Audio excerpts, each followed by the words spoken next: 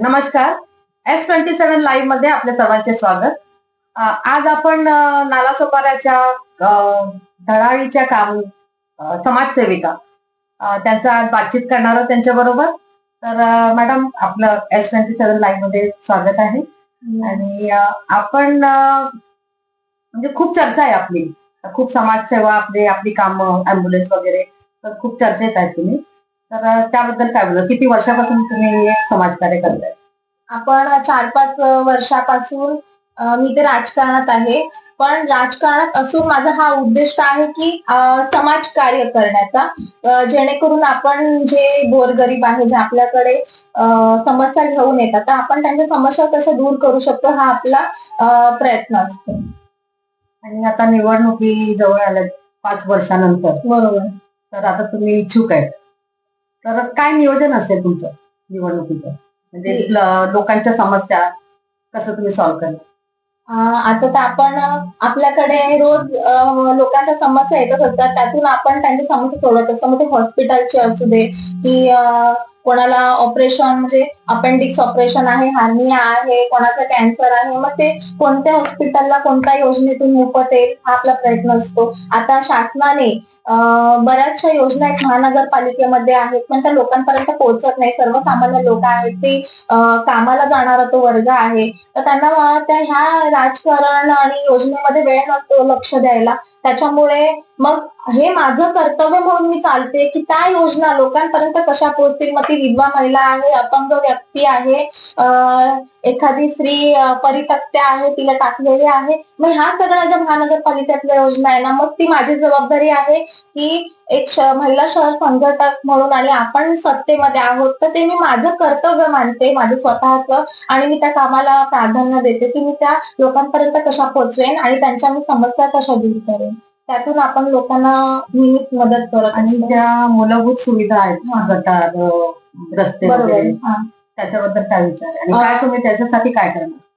गटार, रस्ते, पाणी, लाईट ह्या ज्या आपल्या मूलभूत सुविधा आहेत त्या 35 वर्षापासून इथे कोणाच्या कधी सॉल्व्ह झालेल्या नाही आहेत. आणि माझं सातत्याने हा 4-5 वर्षापासून प्रयत्न आहे. जो नाल्याचा मुद्दा आहे तिथे मी बरंच तिथे उपोषण आंदोलन केलं होतं, खूप मोठं आंदोलन केलं होतं.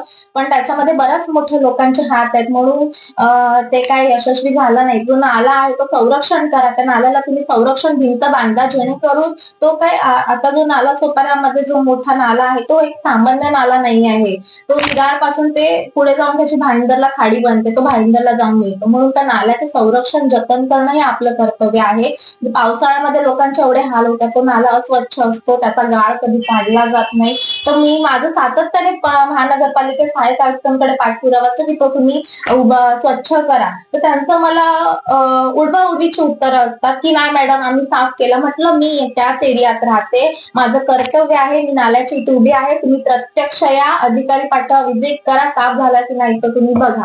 जर आपण सत्तेत आलो ना, तर नगरसेवक पद हे दिलं तर मग कसं असते की माझ्याकडे एक पॉवर येते, मग मी ते स्वतः ती कामं लोकांसाठी करू शकते. कारण आपण ज्या मातीत वाढलो आहोत तर आपल्याला त्या लोकांच्या समस्या माहीत आहेत, कारण आपण त्या समाजात राहतो. आणि ते जे अधिकारी वर्ग आहे किंवा जे कोणी असतील ह्या चालू, पण ते आपल्या एरियात राहत नाही, त्यामुळे त्यांना आपल्या समस्यांशी काही घेणं देणं नाहीये. आपण स्थानिक आहोत, तिथे स्थानिक भूमिपुत्र आहोत, म्हणून आपल्याला लोकांचा कळवळा आहे. आपण त्यातून जे काही गोरगरीब दिवस ते आपण काढून त्यातून आपण आता वर आलेलो आहोत. त्यामुळे ज्या काही लोकांना भेडसावणाऱ्या समस्या असतात ना, ते सोडवण्याचा प्रयत्न नक्कीच आपला राहिलेला आहे. आता आपल्याकडे मोफत 24 तास वसईमध्ये रुग्णवाहिका सेवा चालते, तर ती सुद्धा कोणाचाही फोन येऊ दे, आपला फोन कंटिन्यू चालू असतो. तर त्या माध्यमातून आपला एकच उद्देश असतो की गरीब गरजू लोकांना आहे ना, आम्ही असे बघितले की जे त्यांच्याकडे 1 रुपया नाहीये, पण त्यांना अँब्युलन्स पैसे नसेल तर अँब्युलन्स खाली रस्त्यावरती सोडून देते. त्या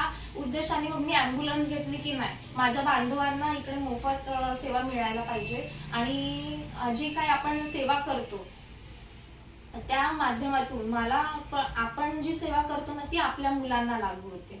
म्हणजे उद्या परवा जर काय बरं वाईट झालं तर आपण काय सोबत वरती घेऊन जाणार नाहीये. आपण आपलं फक्त नाव या जगामध्ये राहणार आहे. तर हेच उद्दिष्ट ठेवून आपण समाजामध्ये कार्य करत आहोत.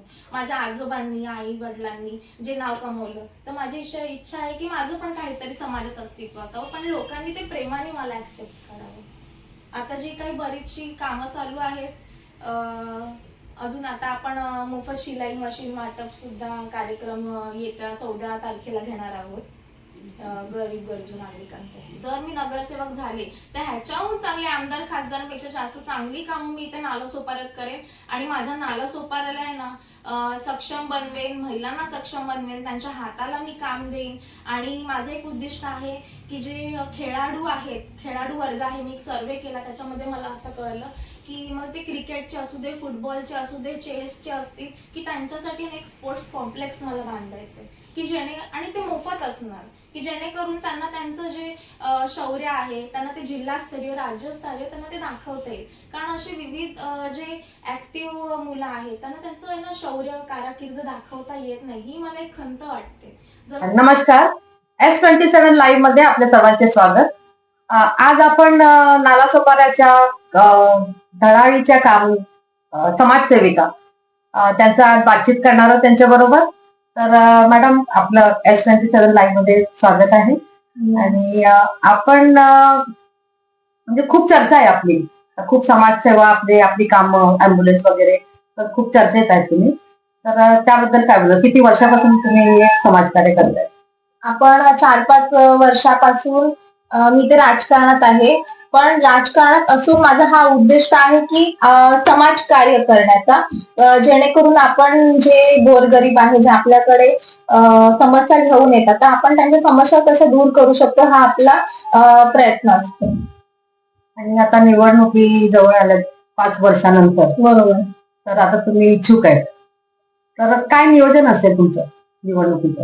म्हणजे लोकांच्या समस्या कसं तुम्ही सॉल्व्ह करणार?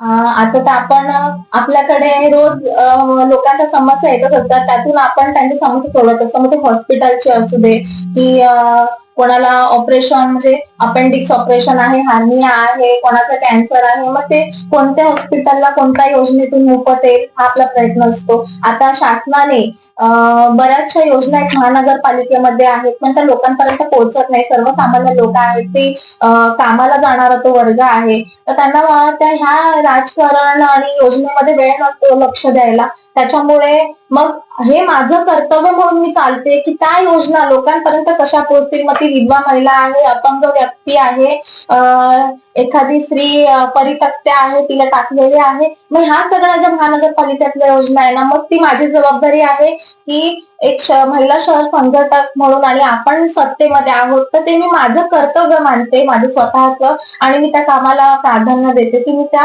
लोकांपर्यंत कशा पोहोचवेन आणि त्यांच्या मी समस्या कशा दूर करेन.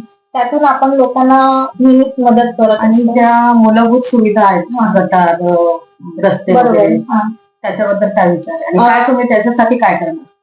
गटार, रस्ते, पाणी, लाईट ह्या ज्या आपल्या मूलभूत सुविधा आहेत त्या 35 वर्षापासून इथे कोणाच्या कधी सॉल्व्ह झालेल्या नाही आहेत. आणि माझं सातत्याने हा 4-5 वर्षापासून प्रयत्न आहे. जो नाल्याचा मुद्दा आहे तिथे मी बरंच तिथे उपोषण आंदोलन केलं होतं, खूप मोठं आंदोलन केलं होतं, पण त्याच्यामध्ये बऱ्याच मोठे लोकांचे हात आहेत, म्हणून ते काही यशस्वी झालं नाही. जो नाला आहे तो संरक्षण करा, त्या नाल्याला तुम्ही संरक्षण भिंत बांधा, जेणेकरून तो काय आता जो नालासोपाऱ्यामध्ये जो मोठा नाला आहे तो एक सामान्य नाला नाही आहे.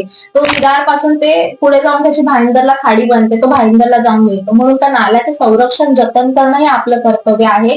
पावसाळ्यामध्ये लोकांचे एवढे हाल होतात, तो नाला अस्वच्छ असतो, त्याचा गाळ कधी काढला जात नाही.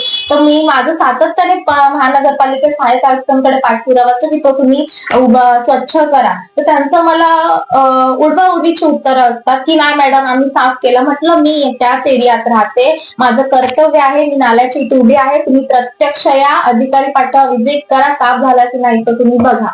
जर आपण सत्तेत आलो ना, तर नगरसेवक पद हे दिलं तर मग कसं असते की माझ्याकडे एक पॉवर येते, मग मी ते स्वतः ती कामं लोकांसाठी करू शकते. कारण आपण ज्या मातीत वाढलो आहोत तर आपल्याला त्या लोकांच्या समस्या माहीत आहेत, कारण आपण त्या समाजात राहतो. आणि ते जे अधिकारी वर्ग आहे किंवा जे कोणी असतील ह्या चालू, पण ते आपल्या एरियात राहत नाही, त्यामुळे त्यांना आपल्या समस्यांशी काही घेणं देणं नाहीये. आपण स्थानिक आहोत, तिथे स्थानिक भूमिकेत आहोत, म्हणून आपल्याला लोकांचा कळवळा आहे. आपण त्यातून जे काही गोरगरीब दिवस आहेत ते आपण काढून त्यातून आपण आता वर आलेलो आहोत. त्यामुळे ज्या काही लोकांना भेडसावणाऱ्या समस्या असतात ना, ते सोडवण्याचा प्रयत्न नक्कीच आपला राहिलेला आहे. धन्यवाद मॅडम, आपण आपला टाइम दिला.